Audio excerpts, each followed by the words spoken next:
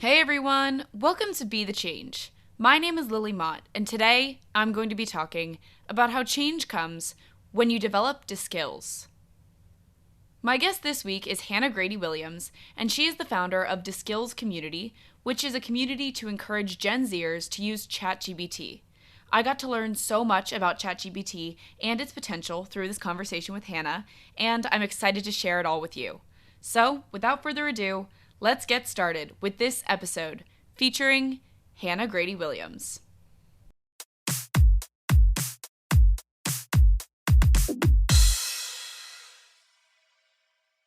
I am Hannah Grady Williams, and I am the founder of Skills Community, which is the only community of Gen Z plus GPT. And we're essentially creating the space where Gen Z, who is working, like any Gen Zer, whether they're high school, college students, are working with the power of GPT to build companies, create apps, Chrome extensions, you name it. And they're using those incredible skills they've built to land real opportunities in real companies, solving real world problems. Thank you so much for that introduction, Hannah, and I'm really looking forward to learning more about this project. So, I would love to get started by just getting more information on how this community came to be. What inspired you to get started with this project, and what did the process look like to create it? Oh gosh, Lily, that's a big question. We could probably be here talking for hours about the journey of how I got here. The crux of it is I'm 24, so at the upper end of Gen Z, but I'm the oldest of seven kids, and my youngest sister is 8. And I grew up in this just incredible family where my parents were both entrepreneurs. We basically, I didn't know this at the time when I was really young, but my parents were very, very much struggling entrepreneurs when I was little, up to like age 10, even age 12 or 13. And they went through a couple of recessions. Well, I have this really distinct memory that may give you some like insight into how this happened. So I was 12 years old, and my dad used to take me to work, 1 or 2 days a week so I could get into the process and be exposed to things. Well, one day I'm sitting in the back of his blue pickup truck, and we're bouncing down the road, and his company's in real estate. So we would go like house to house to collect rents. This was back in, oh gosh, like 2009. So anyway, I'm sitting in the back of his blue pickup truck. We're bouncing down the highway. And suddenly, out of the blue, he just turns to me and he hands me his cell phone and he says, hey, Hannah, the phone's ringing. There's a guy at the end of the line who wants to sell his house, and you're going to close the deal. And I just remember being absolutely freaked out. I don't know what your reaction would have been, Lily, if your dad had done this to you, but I was freaked out. I knew my dad was just getting his business off the ground. Like, what was he doing giving me his one lead that would come in that week? But I trusted him. So I took the phone, I talked to this older gentleman, and we ended up getting a contract on this duplex and closed it. And I can still drive by it. My parents still own it. So I have that connection back to my first introduction to entrepreneurship. But really, like, things just jump started from there. So I knew at that moment, like, if I can do something like that, I can close the deal as a 12-year-old on something. I can start a company.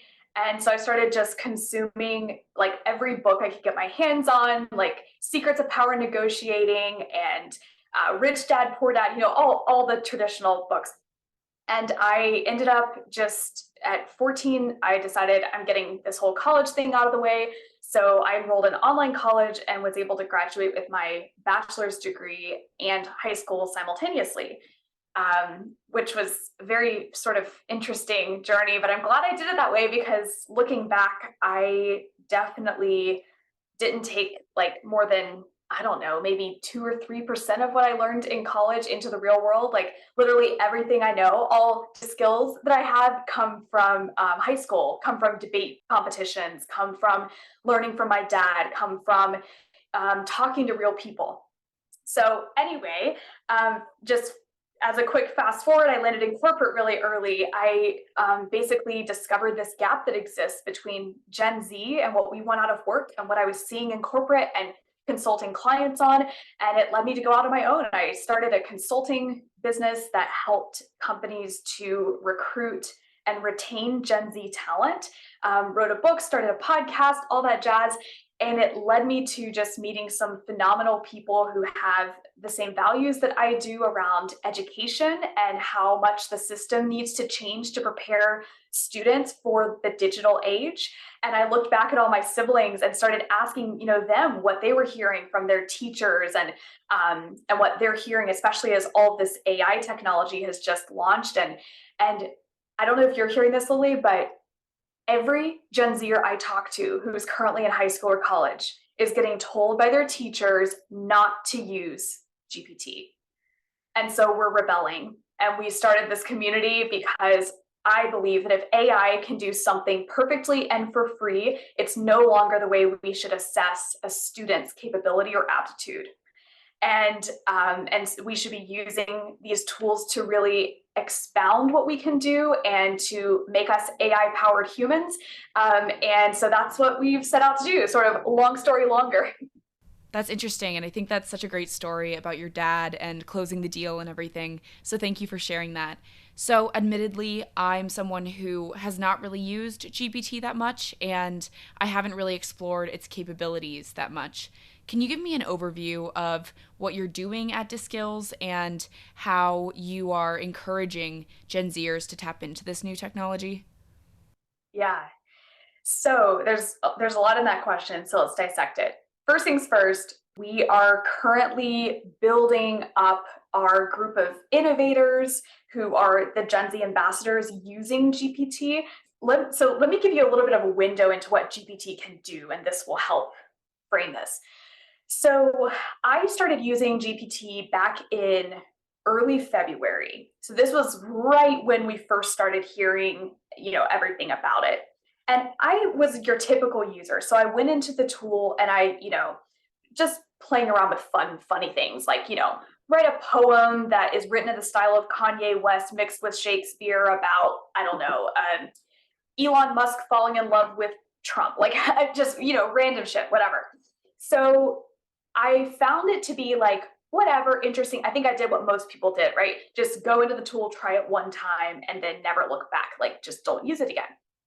Well, fast forward a couple of weeks, and I started thinking about, based on what I was hearing in the news, what is GPT capable of doing for the future? So it gave me the idea.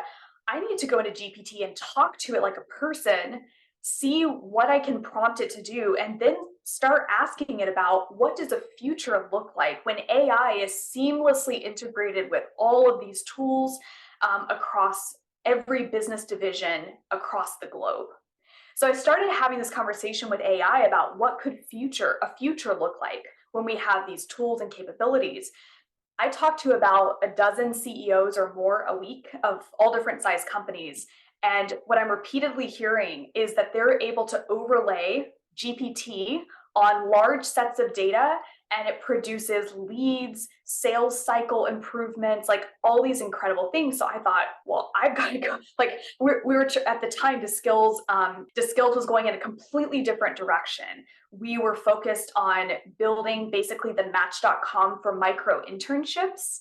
And we completely have pivoted gears because of this. So to get back to what GPT can do, as I started chatting with it over the course of weeks, more like a human and helping it become a strategic partner instead of a task manager, I realized that a couple things. Number one, this is crazy, Lily. I have never written a single line of code by myself in my life. Like I just haven't. Yesterday, in 30 minutes, I coded in Python a Chrome extension that scrapes all of the data on the internet, like all of Amazon's data, tracks prices, and adds affiliate links automatically. I cannot even describe to you, like I cannot code, but this is what GPT can do. So that's one thing. It can literally code things in a bizarrely short amount of time. The second thing I realized is out in the marketplace right now, there are courses on GPT, which is kind of just idiotic because those courses are going to be irrelevant next week, basically. Like there's, all I call them the hustle porn stars. They're like all out there trying to um, sell courses on whatever, make a bunch of money, whatever. It's like, guys, those courses are going to be completely irrelevant next week. So the idea sort of sparked from this of what if we shift from all these incredible Gen Zers we have who are accessing real opportunities in real companies already using the skills they have. What if we pivot that to building the hub, the community where instead of just building them, building things or helping clients, they can build for themselves. They can build companies. They can build apps. 15-year-olds could partner up with other 16, 17-year-olds around the world, and they can come together in teams and build incredible things and start their own companies, blah, blah, blah. So in short, the community itself will be that hub. So we're going to have boot camps. So one example would be my team and I, so our head of product and myself, and other Gen Zers who are sort of ahead on the curve of using GPT are going to be leading boot camps such as code a Chrome extension in 1 week boot camp. Then another one might be start a business in 2 weeks using GPT. Another one might be we're going to catalyze this launch with a competition that will be a GPT design or build competition where Gen Zers will get to essentially compete for cash prizes that are going to be crowdsourced, and the whole community can vote on their favorites. And we're basically just going to have a blast, like seeing what Gen Z can build with GPT. And I'm super pumped about that because what's going to happen is all of these companies who are skeptical about the power of Gen Z and what our voice means are going to look at these and say, we can undeniably see that Gen Z can add value to the world. And there's going to be no ifs, ands, or buts, no questions about like, what does a degree mean? The future is not degrees, it's the skills. And I'm a firm believer that if you have a piece of paper showing like what you've done, there's not really a way to distinguish you out of the millions of other students who've graduated with a business degree. But if you've got the skills and you can show that, you as a student had this level of output by the time you were 18, 19, 20 years old. You've built 3 apps. You've had 5 clients in real companies. You've, built 2 businesses that make you passive income. I can bet you like that student's going to look a whole lot more attractive to any company looking to hire people than just someone with a degree. And that's what we're out to build. That's really interesting. So, I would also love to get your take on the future of AI and ChatGPT. I know some people feel as though it's a trend or something that might pass, while other people really feel like it's going to stick around and be a part of our lives. Can you tell me your thoughts on the role that ChatGPT is going to play in our lives in the future? I will live and die by the statement that, and anyone I've told this to has been like, that's kind of a fierce statement. Like no, I don't feel good about that. I'm curious to get your take. I will live and die by the statement that within the next few years, who knows, it might be sooner, we will as a world either have the most exponential explosion in wealth and opportunity creation across the globe as a result of GPT, or we will end up back in the Stone Age. I believe AI, specifically GPT, integrated with all these tools, has the capability. And in fact, one of my good friends is a friend of Sam Altman, who's the founder of OpenAI or the CEO currently. And Sam Altman doesn't understand how GPT works.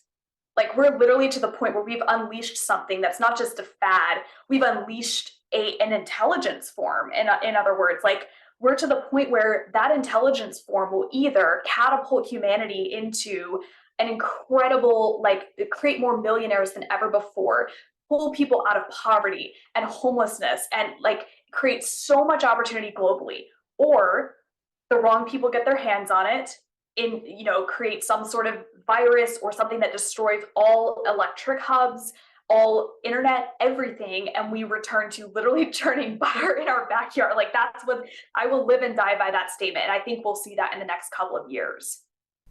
Yeah, I think there's so much unknown about all of this technology. So that brings fear for some people and anticipation for others. But yeah, that's really interesting. So I have one more question for you. Lots of young people, especially high school students and college students, want to create change, but they may not know how to get started. Do you have any advice or words of wisdom for those people who may be listening? I don't know if they're words of wisdom, but I'll give you my sort of point of view here. So I'm 24. I've worked in corporate 6 years of my life. I've consulted several years, and my now I now have the incredible opportunity to work with two people I call my Obi-Wan and my Yoda. They're a Gen Xer who's had such an incredible career as like in Silicon Valley, and then my Yoda is in his 70s and is one of like the top venture capitalists of all time, who's incredible. And so here's my word of advice: you as a human will rise to the occasion when you surround yourself with people who not only believe in you, but who force you to become more like them by proxy. And that's the reason, instead of taking, just to go back to the to skills community, the reason we're taking the approach of building a community and not a series of courses is because I firmly believe that you could take any smart person, not even smart as the world of the education system defines smart. Take any person with curiosity, no matter their age, 13, 14, 15 years old, and you put yourself in a community with people who are wanting to achieve something, who are open to exploration and open to new ideas, you will by proxy become so incredibly smart beyond your wildest dreams and access opportunities you never thought possible. And I've found that to be true in my life, like the types of doors that have opened. And heck, I didn't know where to start with GPT. I mean, we're literally in the phase right now where Bill Gates was back in the 80s, literally sitting on a machine all night coding because he had access to a computer. That's literally the phase we're at right now with GPT. And so I guess my advice to anyone who is in who literally anyone who is listening to this is, if you want to be in that first wave of people, and I'm not just talking about GPT, but the opportunity to grow your career, to become a curious problem solver who has a tenacious entrepreneurial mindset. Like, if that's something you want to say, you want other people to say is true of you, surround yourself with people who do that. And it doesn't matter what their age is. It could be others, classmates. It could be your friends. It could be your gaming community. It could be your Discord community. It could be older people who you look to as mentors, like I have. But put yourself in the midst of people who challenge you and who want to experiment with what's crazy, new, and also what could cause fear among other people, and you're going to have a legendary career.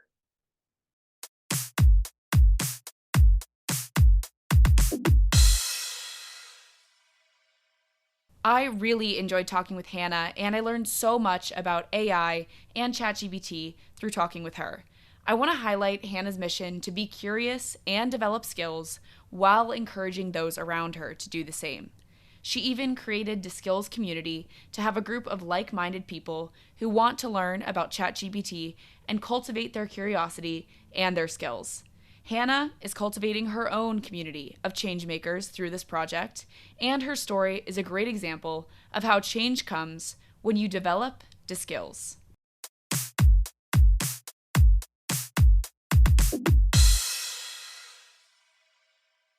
Thank you so much for listening to this episode, and you can find Hannah on Instagram at GetDiskills to get connected with her.